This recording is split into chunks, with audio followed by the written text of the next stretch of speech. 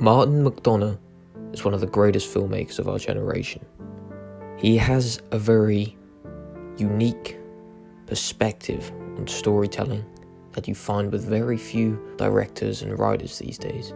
And through his three main feature films, as well as his short film Six Shooter that he originally made, there is a very clear theme on what Martin McDonagh wants to produce with his films.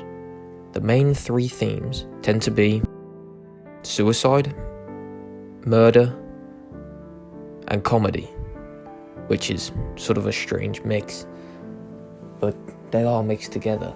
And I feel like the main one that he focuses on is suicide, especially in Six Shooter and in Bruges, and slightly in the others, quite a lot in Three Billboards actually. So he uses suicide as a very strong plot point because it is. It's something that affects everyone. If you're watching something that involves a suicide, it's a very tragic and heartfelt moment. However, even things that focus entirely on suicide, Martin McDonagh finds ways to make it funny and make it ironic almost.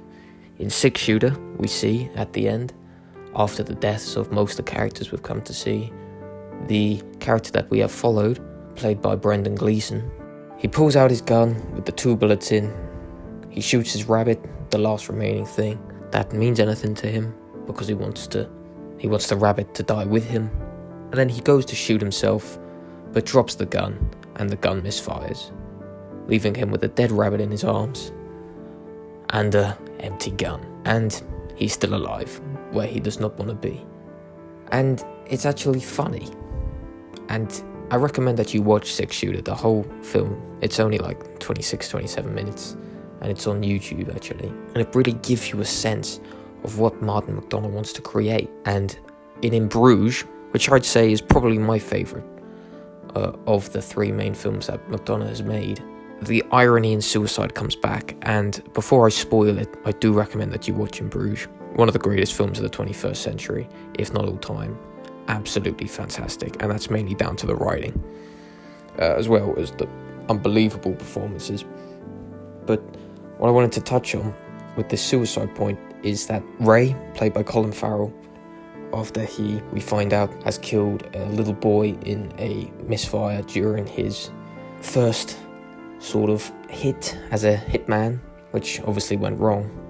He feels guilty for that and he wants to end his life. And throughout, he's joking around and just saying how he just wants to kill himself. But Ken, played by Brendan Gleeson again, doesn't want him to do that. And he's trying everything he can to stop him from doing that. And then the other third main character in Bruges, Harry, played by Ralph Fiennes, wants Ray dead, but is being stopped by Ken. And it all goes round and roundabouts. And the irony comes in the fact that though Ray wants to kill himself, and Ken and Harry make it very clear throughout that they would never kill themselves, they both end up dying through suicide. Ken jumps off the top of the clock tower, killing himself, and Harry shoots himself, for reasons that you probably know. And Ray, whether he died or not, is unsure, but we do know that he definitely didn't kill himself. And he ended up almost happy in the end.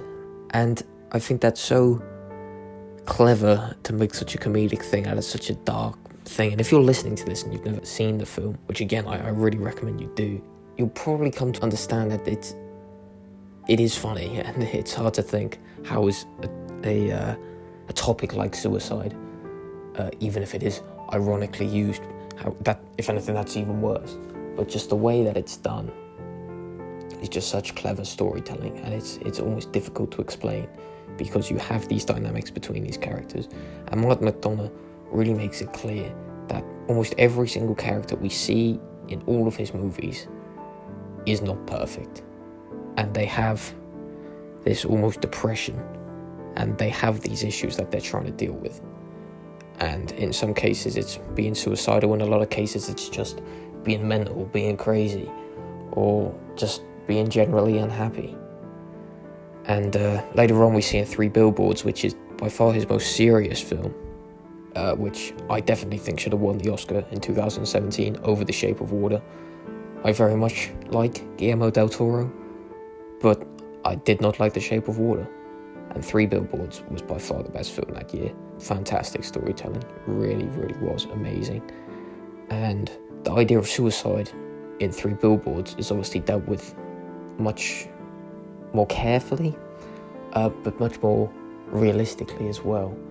And Three Billboards was just beautiful. The whole way that they told this horrible story, and yet you never really, spoiler alert again, find out who was behind the killing of the main character's daughter, and she ends up hunting him down in the end, but we don't know whether it was the right person. So all of these things kind of give you an idea of that Martin McDonagh is learning, and though he's only made 3 films, he's made such an impression on cinema. And just to be able to use what you know, and a lot of people would say, like Martin Scorsese, he's good at making those classic Italian gangster films because that's what he knows. And what Martin McDonagh knows is he knows Ireland especially, and he knows England as well pretty damn well. And he uses that English and Irish comedy and output on life. I know in Six Shooter everyone's Irish, and in Bruges they're a mix of Irish and English. Both in Seven Psychopaths and in Three Billboards, he turns to America. And I always thought that was weird. I thought that when I originally watched In Bruges, I imagined his other films would take place at least in Europe somewhere, because he's always taken the piss out of Americans. But I think he was very smart in his settings for Seven Psychopaths and Three Billboards. And I'm not the biggest fan of Seven Psychopaths, which I'll get to later, but the setting for Seven Psychopaths in LA, the main character is a screenwriter who's again Irish actually, but most of the other characters are American. Being a screenplay writer in LA just works. That's the sort of place that these people tend to be. And for Three Billboards being set in Missouri was perfect, and he actually stated, Martin McDonagh did in a Film 4 interview, that the idea of the Three Billboards, of this mother putting up these billboards to make people know that there is injustice in what happened to her daughter, and the fact that the culprit has not been caught, was something that he actually saw. He said he saw a couple of signs that were very similar to that in might have been Missouri or somewhere in the deep south part of America. And I think that's such a great setting. And another great director that uses the deep south of America so well is Jeff Nichols, who's done things like Mud and that sort of thing. There's a lot of stuff with Michael Shannon, and all his films, or the ones I've seen anyway. I haven't seen all of his films.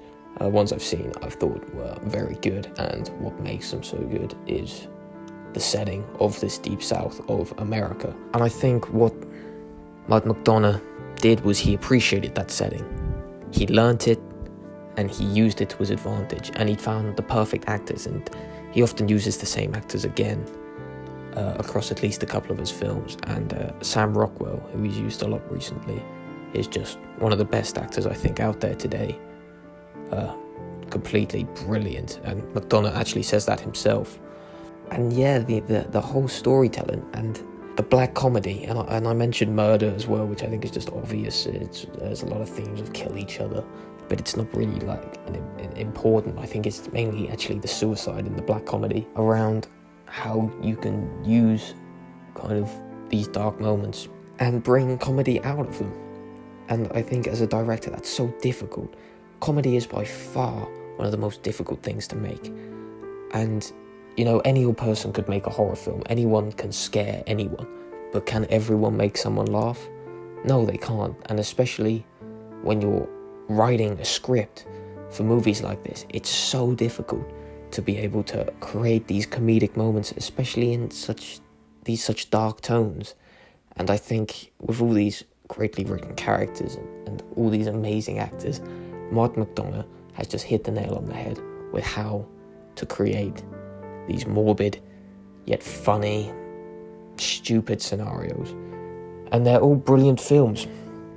Six Shooter, like I said, you can watch on YouTube. It's just a short film, which it's not amazing, but it definitely kind of clicks into understanding what McDonagh originally wanted to do as a director, and that was made back in 2006, and then 2 years later he did In Bruges, which shows how far he came in those 2 years, because Six Shooter does feel like a bit of a not amazing student film, though it was very good and better than any student film I've seen, to be honest.